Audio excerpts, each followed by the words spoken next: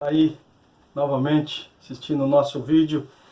Que a graça e a paz do nome do Senhor Jesus Cristo esteja com todos vocês nessa manhã, nessa noite, nessa tarde, eu não sei o horário que você está assistindo, mas o que eu quero te desejar é que a bênção do Senhor esteja com a sua família, com a sua vida nesse momento.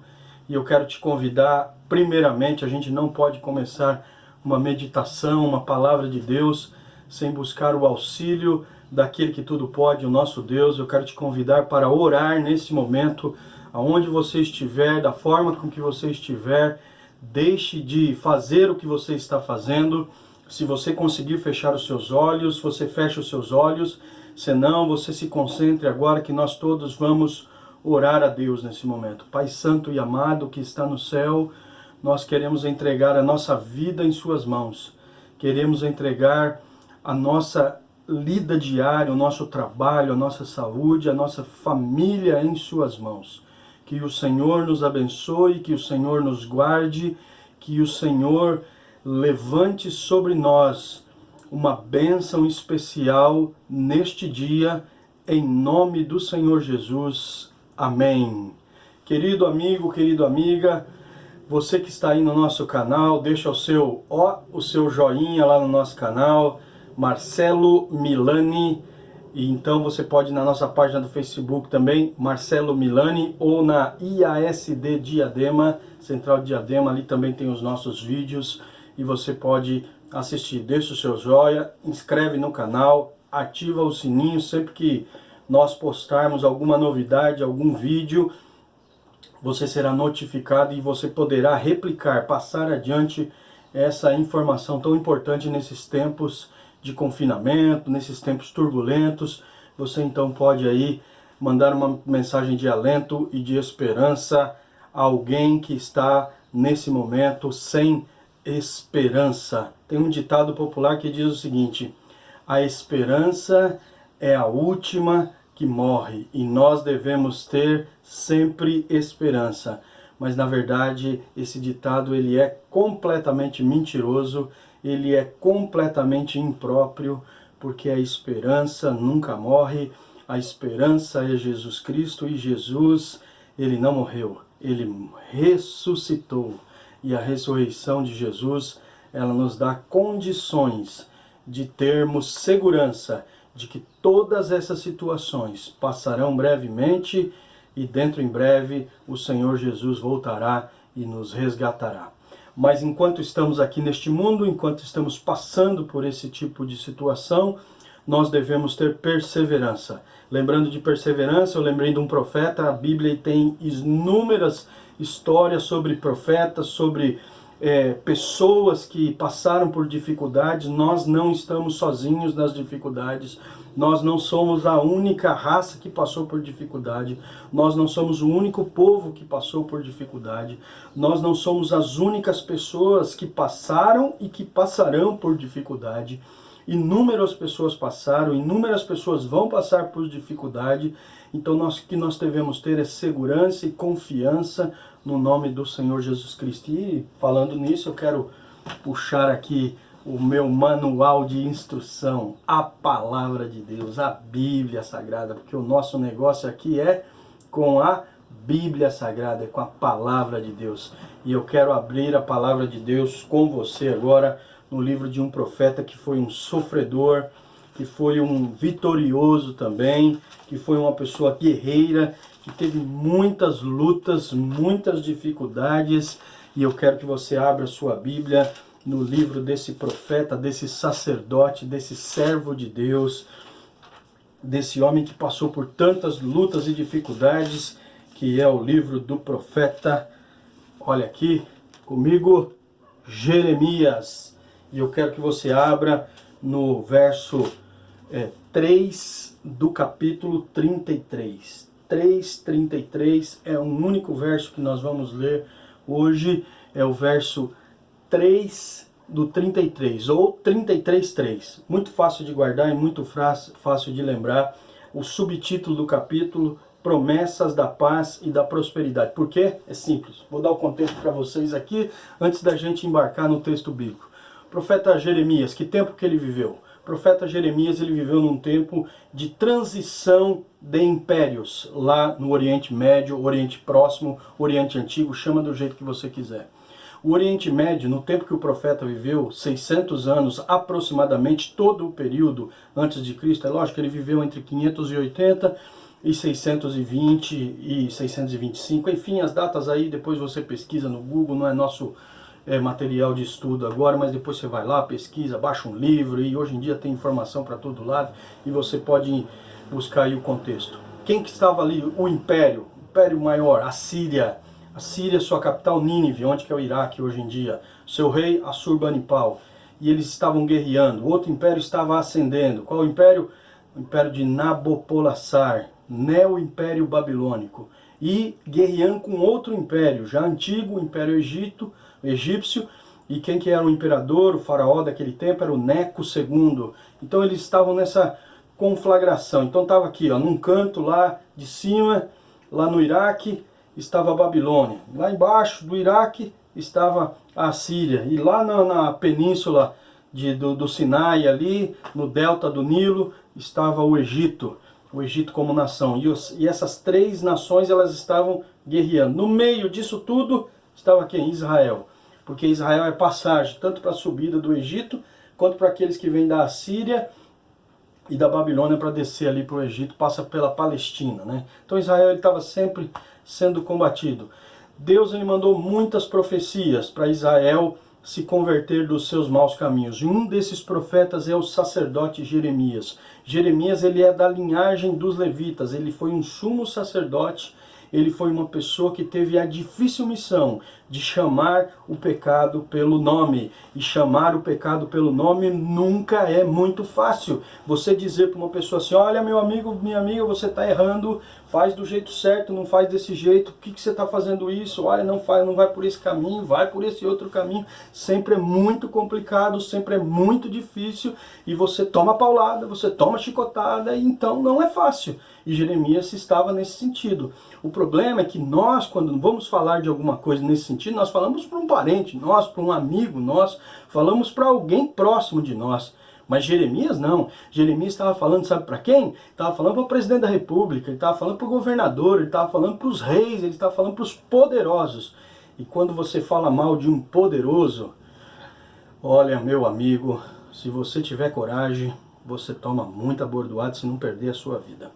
Jeremias ele foi preso, Jeremias ele foi massacrado, Jeremias ele foi açoitado, Jeremias ele foi espancado, Jeremias ele foi maltratado por conta da mensagem que ele tinha. Qual era a mensagem de Jeremias? Era a seguinte: se converta dos seus maus caminhos. Rei, você é o rei da nossa nação. Você deve se converter dos seus maus caminhos. Rei, não vá por esse caminho. O Senhor Jesus, o Senhor Deus não quer estar falando comigo. Eu sou o profeta dele. Você tem que me ouvir. Me ouve. E os reis da época de Jeremias não ouviam. E são vários reis. Eu não vou entrar na lista de reis aqui, mas são vários reis. Joaquim, vários. Tem um monte deles ali. E eles não ouviam Jeremias. Ora ouviam um pouco, dali a pouco quando o cerco distanciava. E o que aconteceu? Aconteceu o que Jeremias havia predito, que haveria um rei de vir, e esse rei veio. O rei que veio é o filho de Nabopolassar, conhecido como Nabucodonosor. Nabucodonosor II era filho de Nabopolassar. Ele veio no ano 605 e invadiu a Palestina e acabou com tudo aquele negócio. Ele destruiu por completo a Palestina. É lógico que eu estou passando por cima, tem outros detalhes históricos e depois você pode pesquisar. Então foram milhares de pessoas levadas cativas, fome, pestes, epidemias, perdas de emprego, todas as situações que você pode pensar e imaginar aconteceram. Mães ficaram sem seus filhos, maridos ficaram sem suas esposas, pais ficaram sem suas filhas e seus filhos, esposos ficaram sem suas esposas. Todas as situações de calamidades que uma guerra sugerem aconteceram nesse tempo. Você sabe que quando você vai ao Oriente, eu tive a oportunidade de recentemente estar no Museu do Vaticano, e lá no Museu do Vaticano eu vi uma placa de Assurbanipal, que foi o último rei da Síria, e numa placa escrita em cuneiforme ele estava contando das suas vitórias sobre a Palestina. E um dos povos que ele tinha contado era justamente isso, do povo hebreu. E você, assim, não tem muita ideia. A gente, quando vai falar assim, não dá muita ideia. Porque a carnificina que era feita naquele tempo, ela era, assim, coisa fora do comum. Pessoas, elas eram degoladas, elas eram penduradas em muros, tiravam-se a pele das pessoas. Era uma coisa assim que não tem nenhum tipo de sentido. E a gente também fica falando aqui, não faz sentido. Mas há uma promessa de esperança. E é sobre essa promessa de esperança que eu quero falar com você. Deus, ele usa situações trágicas para reverter e ensinar o seu povo. E o povo estava desolado, o povo estava derrotado, o povo era escravizado. E Deus manda uma passagem bíblica, ele manda uma promessa de esperança, e está justamente no capítulo 33, no verso 3, e ele diz o seguinte: invoca-me e eu te responderei. Anunciar-te-ei coisas grandes e ocultas que não sabes. Coisas grandes e ocultas que nós não imaginamos. Coisas grandes e ocultas que nós não sabemos. Coisas grandes e ocultas que nós não temos a mínima condição de prever. É isso que Deus quer fazer por cada um de nós. Por quê? Porque Deus não quer a tragédia. Deus não quer o corona, Deus não quer a AIDS, Deus não quer a SARS, Deus não quer a tuberculose, Deus não quer a dengue, Deus não quer divórcios, Deus não quer feminicídios, Deus não quer nenhum tipo de violência contra o outro ser humano. Deus não é Deus de violência, Deus não é Deus de desordem. Deus não foi Deus que mandou esse vírus, mas em meio a esse caos que nós estamos vivendo, ele pode se comunicar conosco. E o verso 33, o verso 3 do 33 de Jeremias, ele diz assim: invoca-me no teu tempo de angústia, no teu tempo de amargura, no teu tempo de luta, invoca-me. Invoca-me e eu vou te responder. Invoca-me que eu te darei uma resposta. E não é só isso. Invoca-me porque eu vou mostrar aquilo que não está diante dos seus olhos. Invoca-me que eu vou tirar diante dos seus olhos coisas que são pequenas diante dos seus olhos, e eu vou colocar coisas grandes, coisas maravilhosas, coisas grandes e ocultas ainda, coisas que são muito grandes e que estão ocultas à sua visão. Por quê? Porque é o nosso Deus que está prometendo. Deus prometeu a restauração dos filhos dele. Os filhos dele, nessa época, no cativeiro, estavam como escravos na Babilônia. O que é a Babilônia? A Babilônia é a confusão, a Babilônia é a desordem, a Babilônia é tudo aquilo que é contra Deus. E Deus, ele fala assim: olha, um dia eu vou restaurar o meu povo, um dia eu vou tirar o meu povo da Babilônia, um dia eu vou restaurar a imagem do meu povo. E essa mesma promessa, ela é uma promessa para os nossos dias, de restauração plena, de reconstrução plena. Quem é o povo de Deus? Levanta a mão. Você é o povo de Deus. Eu sou o povo de Deus. Nós somos o povo de Deus. Nós somos aqueles que seremos restaurados pelo Senhor. E você sabe que ainda que nós percamos a nossa vida nesse tempo, ainda que nós tenhamos dificuldades nesse tempo, ainda que venhamos sofrer muitas derrotas nesse tempo, Deus, ele quer nos restaurar a sua imagem e a sua semelhança. E a imagem e a semelhança de Deus não é aquele indivíduo que anda derrotado, que anda deprimido, que anda com a cabeça para baixo. Não, de forma nenhuma. Lutas todos nós teremos a todos os momentos. Eu me lembro quando eu era mais jovem, não que eu seja velho, né, mas um pouco mais jovem, na época que eu estava estudando faculdade de teologia. Na Igreja Adventista do Sétimo Dia, nós temos uma estrutura de financiamento de estudos que se chama colportagem. O que é a colportagem? Colportagem nada mais é do que a venda de livros religiosos. E nós vendíamos nesse tempo, lá 20 anos atrás, livros religiosos. E você vai vender aquilo que o povo não quer comprar. E eu tenho inúmeros milagres que Deus fez na minha vida e da minha esposa, das minhas filhas, nesse tempo, que era um tempo de muita luta, um tempo de muita perseverança, porque você saía a parte da manhã para dar as suas ofertas e você não sabia se ia voltar com o recurso nem da janta. Eu me lembro de uma vez, numa situação em que eu e minha esposa saímos para dar uma oferta numa empresa. Nós fazíamos palestras nesse tempo e ali nós oramos ao Senhor e pedimos a Deus: Senhor, nós estamos sem dinheiro, precisamos que o Senhor abra uma porta para nós nesse dia. E oramos e fomos. Fomos até a cidade de Cravinhos. Estávamos na cidade de Sertãozinho e fomos até a cidade de Cravinhos. Chegando lá em Cravinhos, o gerente da empresa, uma pessoa muito cordata, muito bondosa, abriu a empresa, fizemos a palestra, vendemos nossos materiais, distribuímos nossos materiais, falamos para a pessoa que ele deveria dar o cheque ali da empresa para cobrir os nossos custos ali da faculdade e tudo mais, e ele deu o cheque. Quando corremos para o banco para trocar o cheque, à vista ele nos deu, Deus cumpriu a promessa, o banco estava fechado. Ou seja, dinheiro no bolso, mas não tinha como receber aquele dinheiro à vista. Era uma necessidade de comida, uma necessidade física ali, uma necessidade imediata.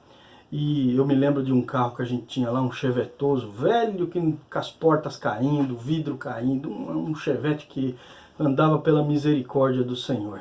E aí então, Cravinhos é uma cidade assim mais no alto, nós demos uma embalada nele, chegou até Ribeirão Preto. Lá em Ribeirão Preto paramos num shopping. E tinha umas revistas lá no porta-mala, falei para Érica, Érica, agora é o negócio aí vender revista. Deus vai providenciar a necessidade. Tínhamos R$3. Isso era no ano de 2003. Devia valer um pouco mais do que vale hoje em dia, né? No ano de 2020. E nossas crianças, né, eu tinha 2 filhas pequenas nesse tempo, bebezinhas, elas estavam numa creche na cidade de Sertãozinho. E a gente precisava passar um pedágio para pegar elas ali, tinha todo um contexto, e a gente sem dinheiro, não tinha dinheiro nem para pagar o pedágio, nem para colocar o combustível, era pela fé, meu irmão, a coisa era feia, não era brincadeira nenhuma não. E quando nós pensamos em sair para vender as revistas ali, ia levar um tempo para vender, que não vende de uma hora para outra, a gente ia dar nossas ofertas e tal, para a gente conseguir abastecer o carro, pagar o pedágio e chegar para pegar as meninas na creche. Já era de tarde, assim, a creche já estava fechando, a mulher ligando para a gente, aquele contexto dramático. Eu pensei com Érica, falei: Érica, tem uma pessoa que precisa nos pagar de uma outra palestra que nós fizemos, mas não é agora, é ainda daqui a 5 dias. Mas quem sabe ela não adiantou. Vamos passar o cartão. Quando eu passei o cartão, que eu tirei, havia R$300 à época lá.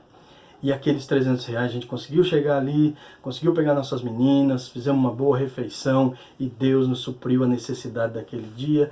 E como essas histórias, eu passei 7 anos sendo um comportor evangelista, um missionário da página impressa. Nós temos milhares de outras histórias. Deus, Ele quer que você confie nele. Ele quer que você o invoque. E quando você o invocar, Ele vai mostrar grandes coisas e ocultas que você e eu nem imaginamos. Eu quero que você feche os seus olhos agora. E eu quero orar com você e com a sua família. Santíssimo Deus e amado Pai, que o Senhor nos abençoe. Que ao invocarmos o seu nome, a resposta do Senhor seja uma resposta de conforto e paz para a nossa vida, Pai. Nós precisamos nesse momento da manifestação do Senhor em nós. Que o Senhor nos dê a sua paz, que excede a todo entendimento. Que a nossa necessidade diária seja suprida pelo Senhor. Que a nossa saúde seja preservada pelo Senhor. Que a nossa família seja preservada pelo Senhor. Levanta o abatido, Pai. Restaura o doente e nos dê a certeza da sua mão conduzindo toda essa situação. Em nome de Jesus. Amém. Deus abençoe você, abençoe a sua família e não esqueça, o justo viverá pela fé. Deus abençoe!